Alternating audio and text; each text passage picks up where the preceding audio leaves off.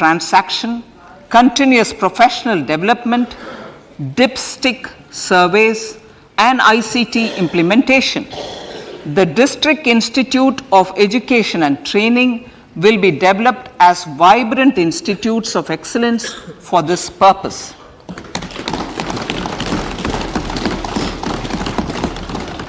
National Digital Library for Children and Adolescents. A National Digital Library for Children and Adolescents will be set up for facilitating availability of quality books across geographies, languages, genres, and levels, and device agnostic accessibility. States will be encouraged to set up physical libraries for them at panchayat and ward levels and provide infrastructure for accessing the national digital library resources.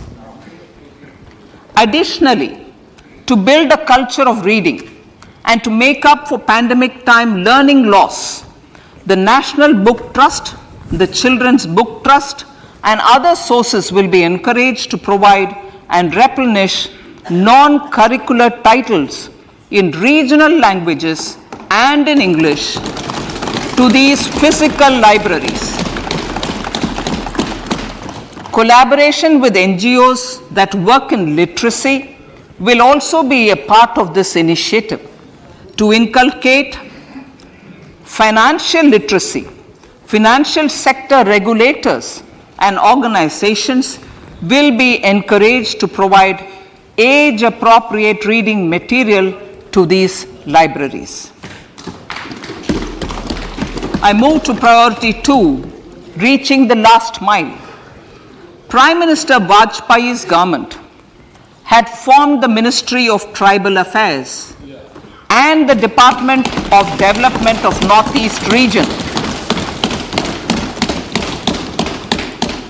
to provide a sharper focus to the objective of reaching the last mile.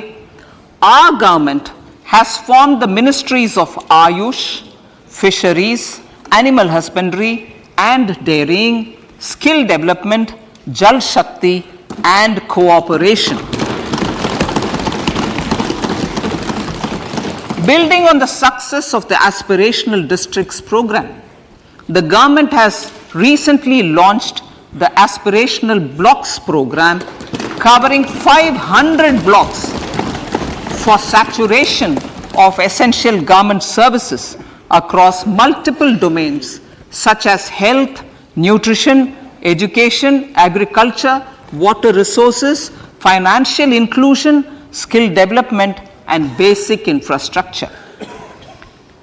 Manya Speaker, Sir, Pradhan Mantri PBTG, which is Primitive Vulnerable Tribal Groups Development Mission, is being launched. To improve socio-economic conditions of the particularly vulnerable tribal groups, the PBTGs as we refer them to, Pradhan Mantri PBTG Development Mission will be launched. This will saturate PBTG families and habitations with basic facilities such as safe housing, clean drinking water and sanitation, improved access to education, health, nutrition, road and telecom connectivity, and sustainable livelihood opportunities. An amount of 15,000 crores will be made available to implement the mission in the next 3 years under the Development Action Plan for the Scheduled Tribes. Ekalavya Model Residential Schools. In the next 3 years, Center will recruit 38,800 teachers and support staff for the 740 Ekalavya Model Residential Schools, which is serving 3.5 lakh tribal students.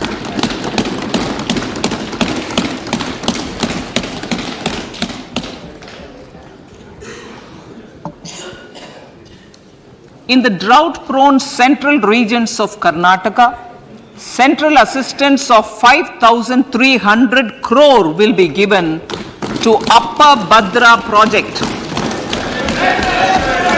to provide sustainable micro irrigation and filling up of surface tanks for drinking water. PM Awas Yojana. The outlay for PM Awas Yojana is being enhanced by 66% to over 79,000 crores. Bharat Shared Repository of Inscriptions will be set up in a digital epigraphy museum with digitization of 1 lakh ancient inscriptions in the first stage. Support for poor prisoners. For poor persons who are in prisons and unable to afford the penalty or the bail amount, required financial support will be provided. Priority number 3, infrastructure and investment. Investments in infrastructure and productive capacity have a large multiplier impact on growth and employment. After the subdued period of the pandemic, private investments are growing again. The budget takes the lead once again to ramp up the virtuous cycle of investment and job creation. Honorable Speaker, sir, the capital investment outlay is being increased steeply for the 3rd year in a row by 33% to 10 lakh crores, which would be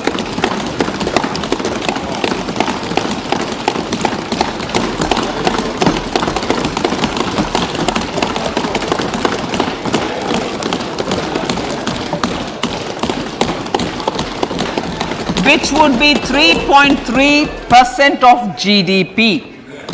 This will almost be 3 times the outlay made in 2019-20.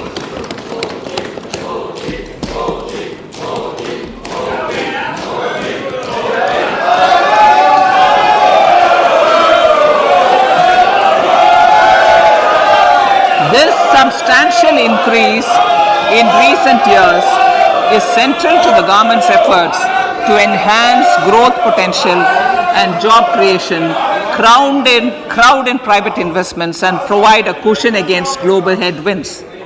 The direct capital investment by the centre is complemented by the provision made for creation of capital assets through grants and aids to state. The effective capital expenditure of the centre is budgeted at 13.7 lakh crore rupees, which will be 4.5% of GDP. Support to state governments for capital investment.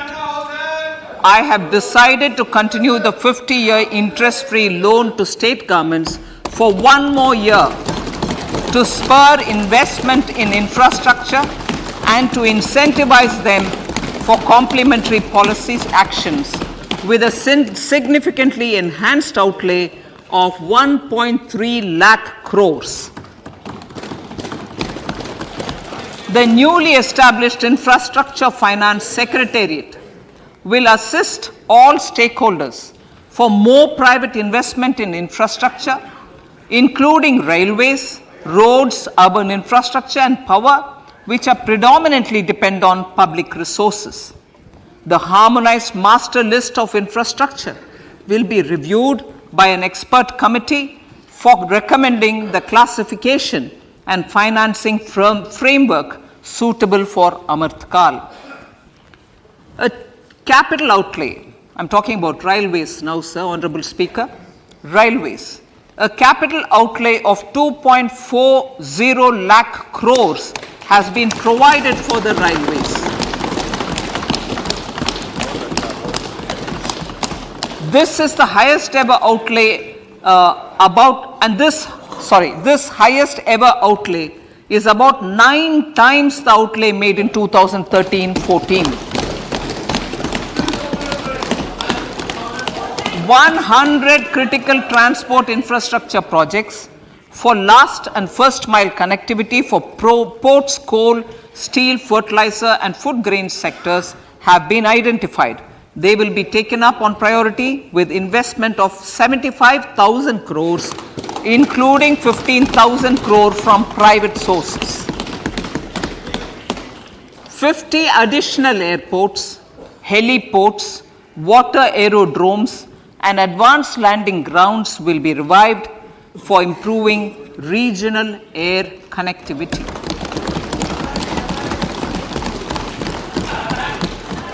Sustainable cities for tomorrow.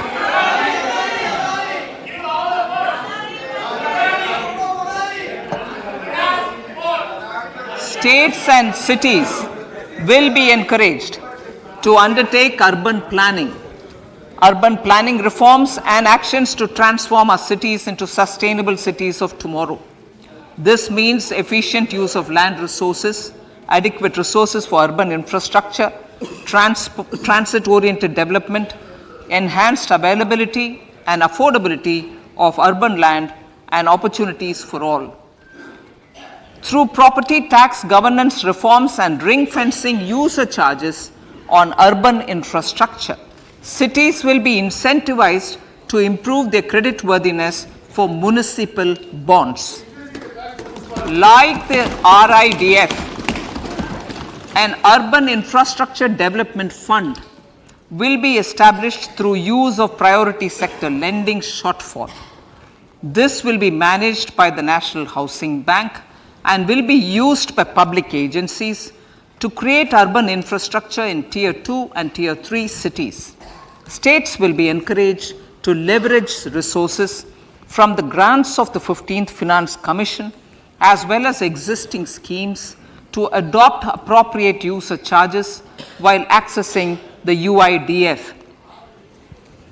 We expect to make available 10,000 crore rupees per annum for this purpose.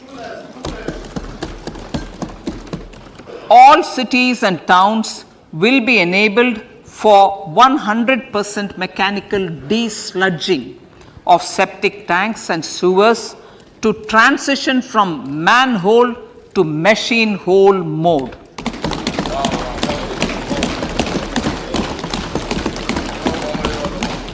Enhanced focus will be provided for scientific management of dry and wet waste. Honorable Speaker, sir, our Prime Minister had said, good governance is the key to a nation's progress. Our government is committed to providing a transparent and accountable administration which works for the betterment and welfare of common citizens. Mission Karma Yogi.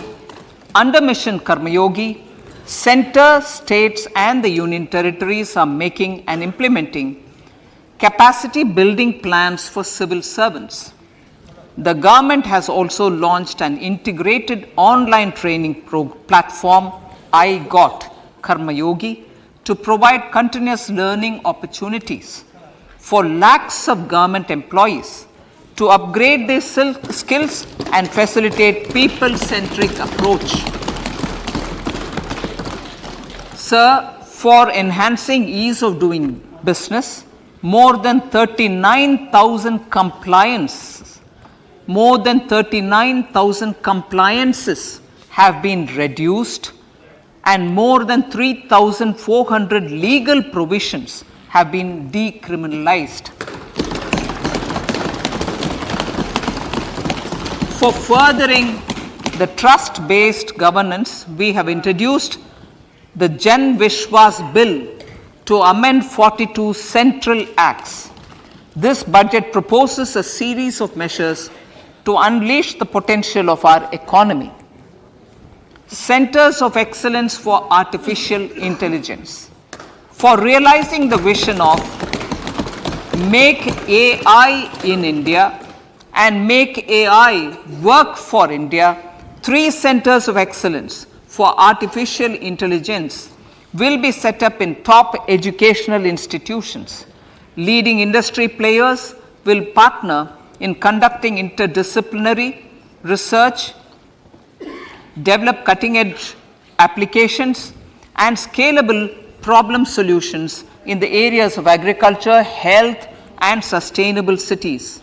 This will galvanize an effective AI ecosystem and nurture quality human resources in the field. National Data Governance Policy to unleash innovation and research by startups and academia. A national data governance policy will be brought out. This will enable access to anonymized data. The KYC process will be simplified, adopting a risk-based instead of one-size-fits-all approach. The financial sector regulators will also be encouraged to have a KYC system fully amenable to meet the needs of digital India. One-stop solution for identity and address updating. A one-stop solution for reconciliation and updating of identity and address of individuals maintained by various government agencies, regulators, and regulated entities will be established using DigiLocker service and Aadhaar as foundational identity. Speaker, sir, common business identifier. For the business establishments required to have a permanent account number, the PAN will be used as the common identifier for all digital systems of specified government agencies.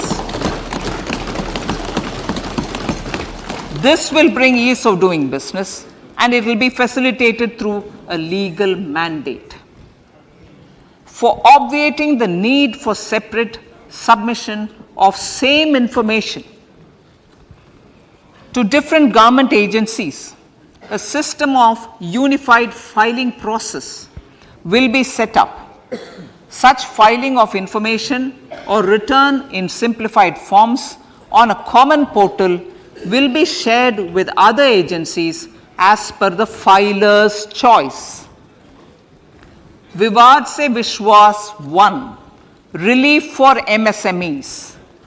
In cases of failure by MSMEs to execute contracts during the COVID period, 95% of the forfeited amount relating to the bid or performance security will be returned to them by government and government undertakings.